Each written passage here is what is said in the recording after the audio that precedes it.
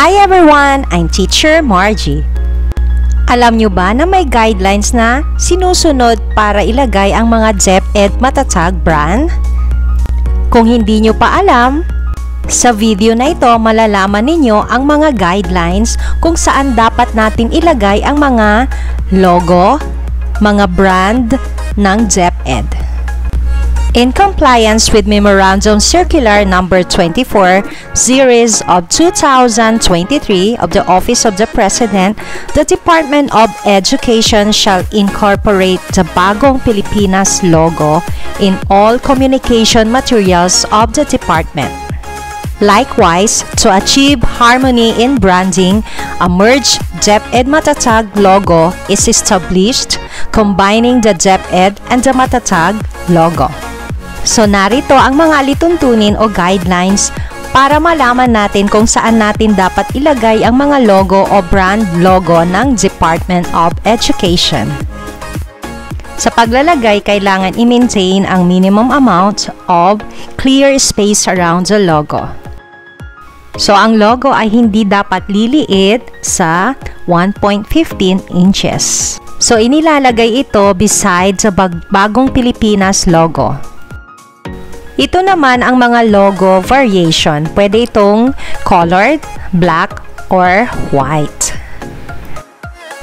Ang Bagong Pilipinas na logo ay dapat ilagay sa tabi ng DepEd Merge Matatag logo. Ang DepEd Merge Matatag logo ay inilalagay sa left side ng Bagong Pilipinas logo.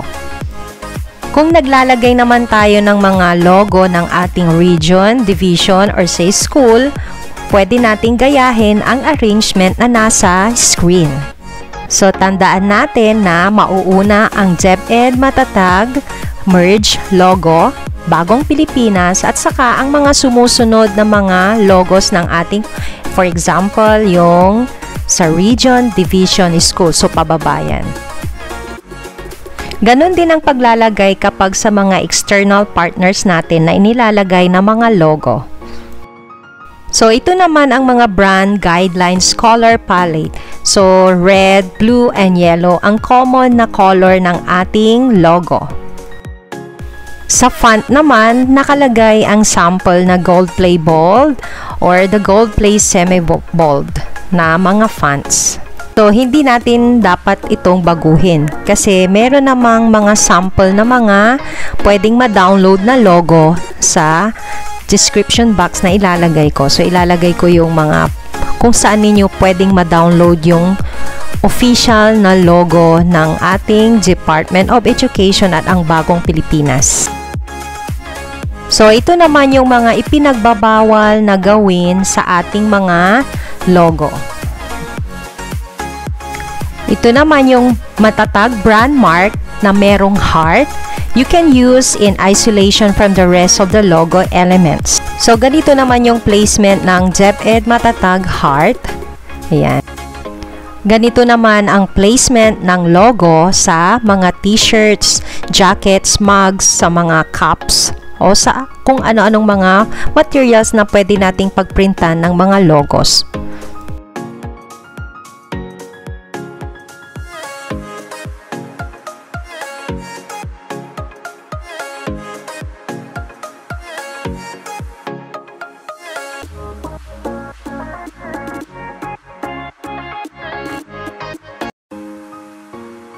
Ipinapakita naman dito ang logo placement sa ating mga print or non-print materials. So, ito ay pwedeng ilagay sa left side, upper left side, sa middle, or sa right side sa upper. Then, pwede din sa bottom side na nasa left, center, at saka sa right. Ganito naman ang sample kapag ikaw ay gumagawa ng written na school letter or sa mga ginagamit natin na document sa school. Ayan. So, meron tayong sample. So, ang inilalagay sa header is the seal ng DepEd. Ayan. Then, ilalagay yung header ng school. Tapos sa bandang baba, sa footer naman, ayan, so mauuna palagi yung Merge DepEd Matatag logo, then the Bagong Pilipinas, then Ayan, magkakasunod na yan na mga logo ng ating school. Ayan, then inilalagay din kung minsan yung mga contact information ng school. Ito naman ay mga sample na paglalagay natin ng mga logo sa mga books or sa mga posters. Ayan.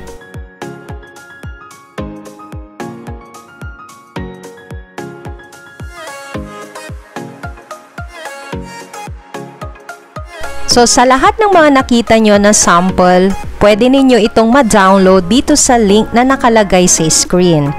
Ayan. So, sana nakatulong itong video na ito para tama ang paglalagay natin ng mga DepEd Merge logo at saka sa Bagong Pilipinas logo para tama yung mga placement at sumusunod po tayo sa mga guidelines. Maraming salamat!